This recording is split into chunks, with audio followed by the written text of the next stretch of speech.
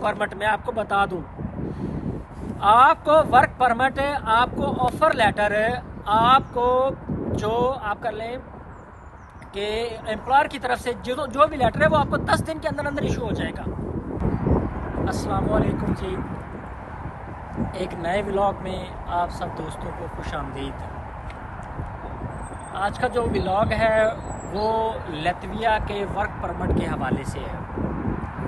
तो लतविया के work permit कैसे मिलते हैं, लतविया कौन सा मुल्क है, कहाँ पे ये वाक़ है, और पाकिस्तानी कैसे अप्लाई कर सकते हैं लतविया के वर्क परमिट के लिए, कौन कौन से डॉक्यूमेंट्स रिक्वायर होते हैं, क्या प्रोसीजर होता है, एजेंसी इसमें इन्वॉल्व होती है ये नहीं होती है, आपके पास कितनी क्वालिफ़िकेशन होनी चाहिए, इसके अलावा कितने इसके ऊपर एक्सपेंसेस आपके आएंगे, इसमें क्या बेनिफिट्स आपको मिलते हैं, पाकिस्तानियों के लिए इसमें नुकसानात क्या हैं, ये सारी चीज़ें हम इस व्लॉग में डिस्कस करेंगे।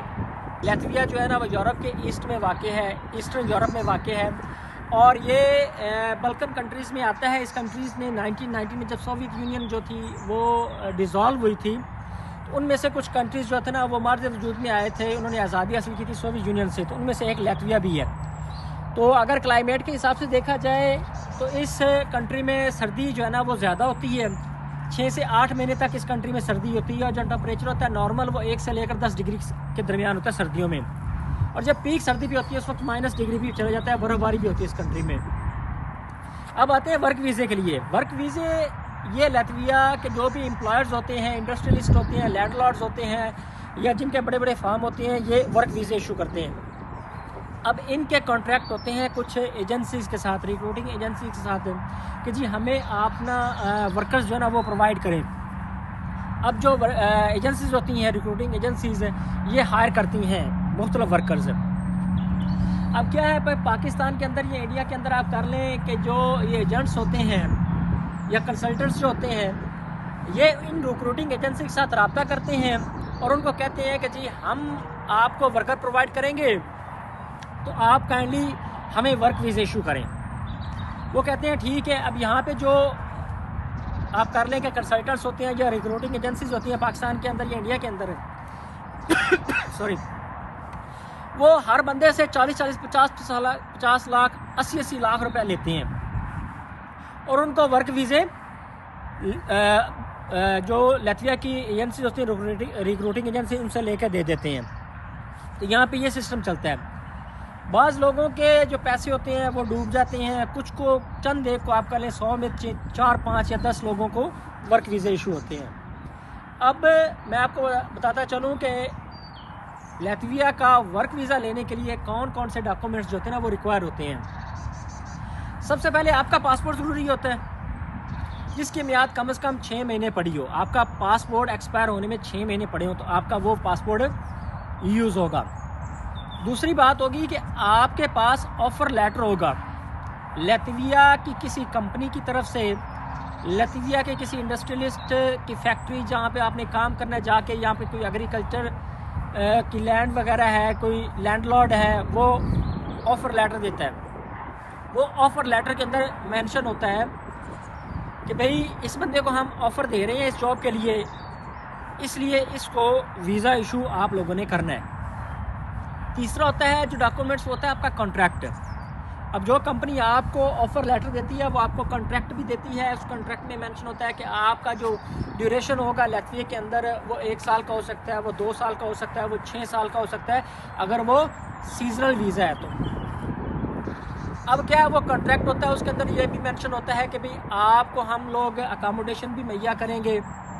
ये भी मेंशन होता है कि हम आपको इतनी तनख्वाह देंगे, 1200 यूरो देंगे, 800 यूरो देंगे या 2000 यूरो देंगे। ये कॉन्ट्रैक्ट के अंदर मेंशन होता है सब कुछ। उसके बाद जो बंदा आपको कॉन्ट्रैक्ट दे रहा है उसकी जो फर्म होती है, जो उसकी जो फैक्ट्री होती है, जो उसकी लैंड वगैरह होती है, जो उसका एड्रेस होता है, ईच एंड एवरीथिंग उसके अंदर मेंशन होता है, अगर वो आप काउंटर चेक करना चाहें तो। ये होता है कॉन्ट्रैक्ट। इसके अलावा जो तीसरी चीज़ होती है वो होती है कि आपके पास वर्क वीज़ा जो वो परमिट देते हैं आपको, वर्क परमिट है, उसकी एक कॉपी होनी चाहिए। ये तीसरी चीज़ होगी। चौथी चीज़ होगी जो रिक्वायर्ड डॉक्यूमेंट्स में शामिल होती है। पांचवी होती है कि जिस बंदे के पास आपने जाना है, जिस बंदे के पास आपने जाना है, आया कि वो बंदा आपकी हेल्थ इंश्योरेंस या हेल्थ से रिलेटेड जो भी चीज़ें हैं वो पे करेगा कि ये आपने पे करनी है, उसका एक लेटर होता है। अगर आप सीजनल वीज़े पे जा रहे हैं तो वहाँ पे आपकी अकोमोडेशन भी फ्री होती है, वहाँ पे आपका खाना वगैरह ये हर चीज़ फ्री होती है। तो एक लेटर होता है जो आपके लैंडलॉर्ड की तरफ से या एम्प्लॉयर की तरफ से इशू होता है, ये लेटर ज़रूरी होता है। अब ये चीज़ें थी रिक्वायर्ड डॉक्यूमेंट्स।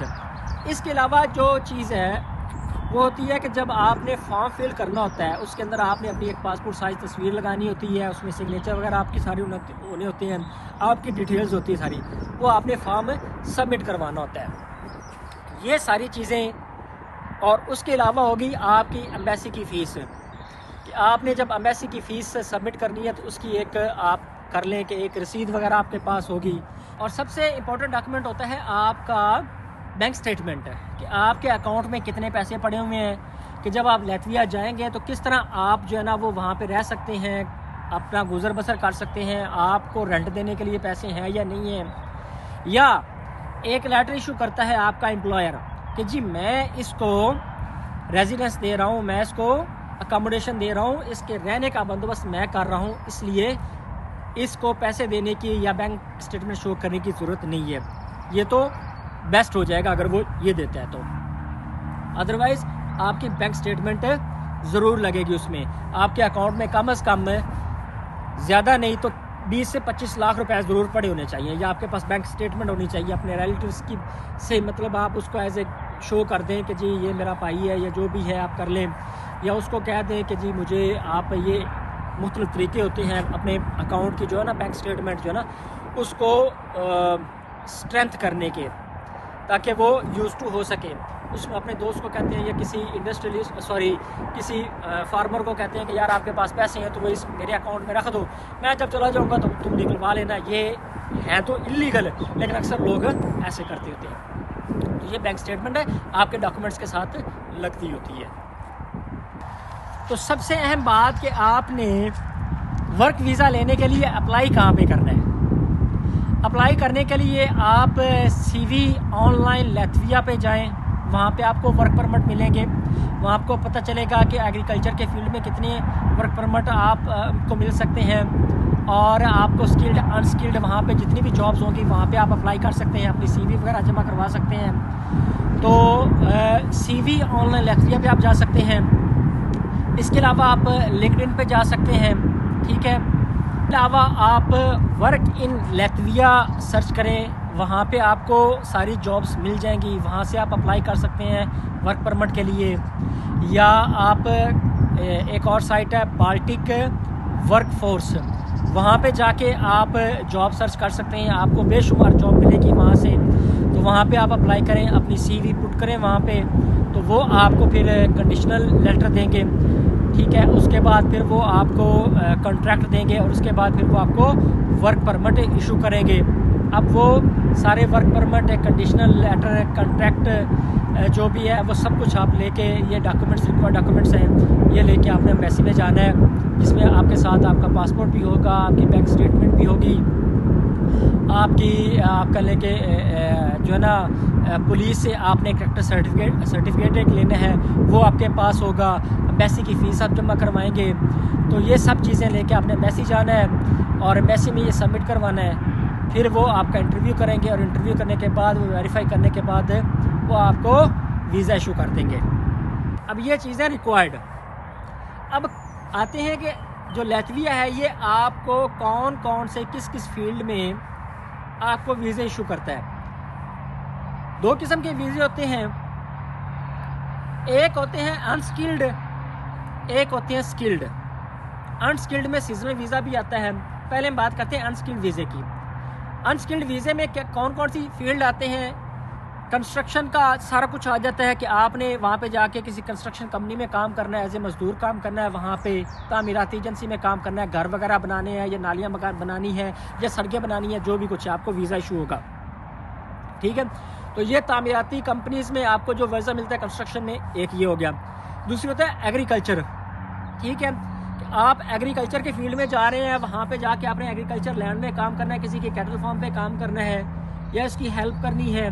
दूसरे होते हैं आपके हॉस्पिटलिटी के वीज़े, कि आपने किसी होटल में जाके काम करना है, एज ए शेफ़ काम करना है, या वहाँ पे आप एज ए हाउस कीपिंग काम करना है, क्लीनिंग वगैरह का, या आपने वहाँ पे जाके रिसेप्शन पे बैठना है। ये होते हैं हॉस्पिटलिटी से रिलेटेड अनस्किल्ड वीज़े। तीसरे वीज़े जो होते हैं बाकी स्किल्ड वीज़े, ये थोड़े से हाई प्रोफाइल होते हैं कि आप IT इंफॉर्मेशन टेक्नोलॉजी से रिलेटेड आपके पास एक्सपीरियंस है।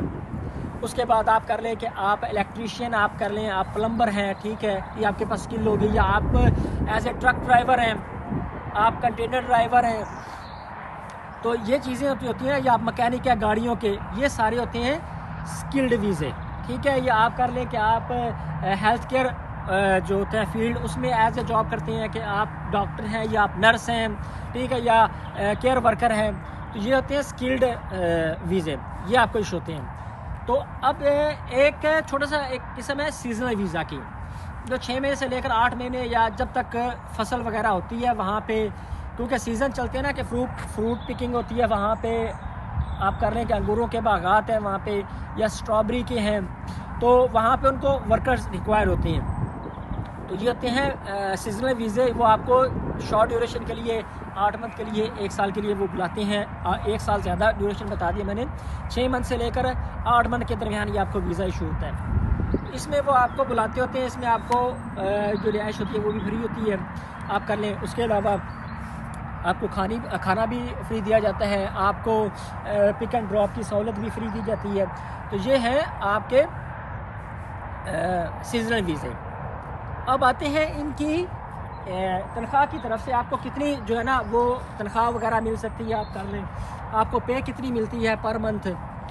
तो अगर आप अनस्किल्ड वीज़े पे आ रहे हैं, अनस्किल्ड वीज़ा आपको मैंने बता दी है, उसमें आपकी जो अमूमन तनख्वाह होगी वो मैक्सिमम कर लेना तो वो 800 से लेकर 900 पाउंड तक होगी, इससे ज़्यादा नहीं है।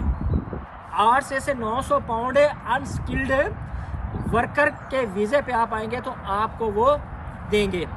कंस्ट्रक्शन के में आप आ रहे हैं, एग्रीकल्चर में आप आ रहे हैं, तो 900 पाउंड से आपको ज़्यादा नहीं देंगे। अगर आपके पास एक्सपीरियंस है, अच्छा एक्सपीरियंस है, तो हो सकता है वो आपको 1000 तक दे जाए, लेकिन ये बहुत मुश्किल है।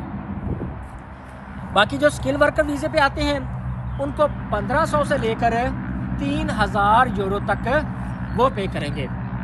स्किल वर्कर वीज़ा क्या है कि आप हाई क्वालिटी के शेफ़ हैं, कहीं पे आप किसी PC वगैरह में एज ए शेफ़ काम करते रहे, आपके पास एक्सपीरियंस है, किसी 2 स्टार 3 स्टार होटल में आप काम करते रहे एज ए शेफ़, आपके पास एक्सपीरियंस है। या आप कर लें कि आप इंजीनियर हैं, या आप डॉक्टर हैं, या आप गाड़ी के मैकेनिक हैं, या आप ये कर लें कि आप जो है ट्रक वगैरह आपको चलाना आता है, कंटेनर के आपके पास लाइसेंस है, गल्फ़ कंट्री का लाइसेंस है, तो ये क्या है स्किल्ड वर्क वीज़े में आता है। तो ये आपको 1500 से लेकर 3000 यूरो तक वो तनख्वाह देंगे। अब आते हैं एक्सपेंसेस की तरफ। आपके एक्सपेंसेस कितने होंगे ये वर्क वीज़े में? सबसे पहला जो एक्सपेंस होगा वो आपका ये होगा कि आपने जो फ़ीस पे करनी है ना एम्बेसी की, वो ठीक है, वो 70 से 80 पाउंड होती है, यूरो होती है, वो आपने एम्बेसी की फ़ीस देनी होती है। ये एक आपका एक्सपेंस हो गया। 300 से 500 पाउंड है वहाँ पे रहने के लिए लतविया में, जब आप वहाँ पे अकोमोडेशन लेती हैं तो ये ख़र्चा होता है आपका। उसके अलावा 250 से 300 पाउंड वेरी करता 250 से 300 यूरो ये वेरी करता है आपकी एयर टिकट कि आपने पाकिस्तान से फ़्लाई करना है लतविया के लिए, तो आपकी एयर टिकट जो होती है ना, ये आपका ख़र्चा होता है। अमूमन कर लें कि आपके पास 1000 यूरो होने चाहिए ताकि आप जस्टिफाई कर सकें कि जी मैं वहाँ पे लतविया में जाके रह सकता हूँ, वहाँ पे जाके मैं जो है ना वो अपने अकोमोडेशन के भी पैसे दे सकता हूँ, वहाँ पे जाके मैं अपने खाने के भी पैसे दे सकता हूँ। इसके अलावा आप जब जॉब करेंगे तो डेफिनेटली आपकी इनकम आएगी, तो वहाँ आपके अखराजात जो है ना वो निकलते रहेंगे। अब आते हैं इसके बेनिफिट्स क्या होते हैं जी। जब आपके पास लतविया का वीज़ा आ जाता है, वहाँ पे आप काम करते हैं, तो 4 साल काम करने के बाद अगर आपका वीज़ा एक्सटेंड होता रहे तो वर्क वीज़ा, आप नेशनलिटी की तरफ चले जाते हैं। सबसे ज़्यादा बेनिफिट ये होता है कि आपको लतविया की नेशनलिटी मिल जाती है। दूसरा बेनिफिट सबसे बड़ा ये है कि आपके ऊपर शेंजन वीज़ा की स्टैंप लग जाती है। आप पूरे यूरोप के अंदर घूम सकते हैं, कोई आपको रोकेगा टोकेगा नहीं कि आप फ्रांस में क्यों रह रहे हैं, कि आप जर्मनी क्यों जा रहे हैं, या आप स्पेन क्यों जा रहे हैं। ठीक है, तो आप वहाँ पे चले जाएंगे। यहाँ से जो लोग जाते हैं वर्क वीज़े पे, वहाँ पे जाके वो अजाइलम ले लेते हैं, वो एप्लीकेशन दे देते हैं कि जी मेरी लाइफ को थ्रेट है, मैंने वापस नहीं जाना, तो मुझे नेशनलिटी दी जाए। तो वहाँ पे वो अजाइलम सीकर बन जाते हैं। वहाँ की गवर्नमेंट फिर इंटरनेशनल लॉ के, क्योंकि जिस कंट्री ने यूएनओ का जो है ना वो मेंबर है, वो डेफिनेटली वो ज़िम्मेदार है, वो बाउंड है कि वो आपको अजाइलम जब आप पुट करते हैं तो वो आपको अजाइलम दे, वो आपको रेजिडेंस दे, फिर आपकी रिहाइश भी मुफ्त हो जाएगी, फिर आपका खाना भी मुफ्त हो जाएगा, फिर आपको जॉब भी मिलेगी, फिर आपको स्टाइपेंड भी मिलेगा, फिर आपको नेशनलिटी भी मिलेगी, ईच एंड एवरीथिंग। ये एक आप कर लें कि एक इलीगल है कि आप जा रहे हैं वर्क वीज़े पे और उसके बाद वहाँ पे जाके आप अजाइलम पुट कर देते हैं। लेकिन अक्सर दोस्त अक्सर जो है ना सुनने में भी ये आ रहा है, हम सोशल मीडिया में भी देखते हैं कि वो जाके वहाँ पर अजाइलम फाइल कर देते हैं और फिर उसके बाद सुकून से वहाँ पर रहते हैं। तो ये कुछ बेनिफिट्स थे वहाँ के। अब आते हैं इसके नुकसानात क्या हैं, मुश्किल क्या है लातविया का वर्क परमिट लेने की। सबसे बड़ा मसला ये है कि लातविया की एम्बेसी पाकिस्तान में नहीं है। लातविया की एम्बेसी पाकिस्तान में नहीं है। आपके पास पासपोर्ट होगा, आपके पास ऑफर लेटर होगा, आपके पास कॉन्ट्रैक्ट होगा, आपके पास वर्क परमिट होगा, आपके पास बैंक स्टेटमेंट होगी, आपके पास अकोमोडेशन से रिलेटेड ईच एंड एवरीथिंग होगी, बैंक स्टेटमेंट होगी, सब कुछ होगा। पाकिस्तान में तो इसकी एम्बेसी नहीं है, तो क्या करेंगे आप? फिर क्या करना होगा आपको, या तो फिर ओमान जाना पड़ेगा, या आपको बहरीन जाना पड़ेगा, या दुबई जाना पड़ेगा, या उज़्बेकिस्तान जाना पड़ेगा। वहाँ की एम्बेसी से आपने अपॉइंटमेंट लेनी है। पाकिस्तान से फ्लाई करने से पहले जिस एम्बेसी की आपने अपॉइंटमेंट लेनी है उस कंट्री का आपने विजिट वीज़ा भी लेना है। 2 दिन का, 4 दिन का, 5 दिन का विजिट वीज़ा लेंगे आप। उस विजिट वीज़े में आप मेंशन करेंगे कि जी मेरी एम्बेसी में अपॉइंटमेंट है, मेरा और कोई गर्ज़ नहीं है वहाँ पे काम करने की, मैं सिर्फ जाऊँगा एम्बेसी में, मेरे पास ये लेटर है, अपॉइंटमेंट है, तो मुझे विजिट वीज़ा दिया जाए ताकि मैं वहाँ पे पेश हो सकूँ और अपना इंटरव्यू दे सकूँ, ताकि मेरी जितने भी क्वाइफ वगैरह हैं वो चेक होने के बाद मुझे वर्क वीज़ा इशू किया जाए। तो पाकिस्तान के अंदर इसकी एम्बेसी नहीं है। आपको उज़्बेकिस्तान जाना पड़ेगा, सेंट्रल एशियन स्टेट्स के अंदर इसकी एम्बेसीज़ हैं। इंडिया में आप जा नहीं सकते, ठीक है, क्योंकि वहाँ पे भी इसकी एम्बेसी है। आप दुबई जा सकते हैं, आप मस्कत जा सकते हैं, दुबई जा सकते हैं, या आप ओमान जा सकते हैं, या आप कर लें कि आप बहरीन जा सकते हैं। वहाँ पे जाकर आपने पहले अपॉइंटमेंट लेनी है वहाँ की एम्बेसी की, फिर वहाँ पे आपने इंटरव्यू देना है, उसके बाद आपकी लक है, आपको वीज़ा मिल जाएगा। आपको वर्क परमिट, मैं आपको बता दूँ, आपको वर्क परमिट, आपको ऑफर लेटर, आपको जो आप कर लें कि एम्प्लॉयर की तरफ से जो भी लेटर है वो आपको 10 दिन के अंदर अंदर इशू हो जाएगा। ऑफर लेटर कर लें, आपको वर्क परमिट कर लें, ये आपको सारे लेटर एम्प्लॉयर की तरफ से, लातविया के एम्प्लॉयर की तरफ से 10 दिन के अंदर अंदर इशू हो जाएंगे। लेकिन मुश्किल क्या है? मुश्किल ये है कि जब आप पाकिस्तान से किसी दूसरे कंट्री में जाएंगे सिर्फ लातविया के एम्बेसी में हेयरिंग के लिए, ताकि वहाँ पे जाके आप इंटरव्यू दे सकें, अपना पासपोर्ट जमा करवा सकें, और फिर आप वापस आ जाएंगे। आपका पासपोर्ट बाई डॉक भी आ जाएगा, या हो सकता है वो आपको कह देंगे कि अगले दिन ही आ जाना, आप अपना पासपोर्ट ले जाना। तो ये बात थी, ये सारी डिटेल थी कि लातविया का वर्क वीज़ा किस तरह हासिल करना है, कौन कौन से डॉक्यूमेंट्स रिक्वायर्ड होंगे आपको, और कौन कौन सी जो है ना वो आपके एक्सपेंसेस आ सकते हैं, क्या क्या बेनिफिट्स आपको मिल सकते हैं, ये सारी चीज़ें थी। उम्मीद करता हूँ आपको ये व्लॉग अच्छा लगा होगा। दोस्तों के साथ शेयर करें और सब्सक्राइब करना मत भूलिए, ताकि हमारी आने वाली हर वीडियो टाइमली आप तक पहुँच सके। बहुत शुक्रिया।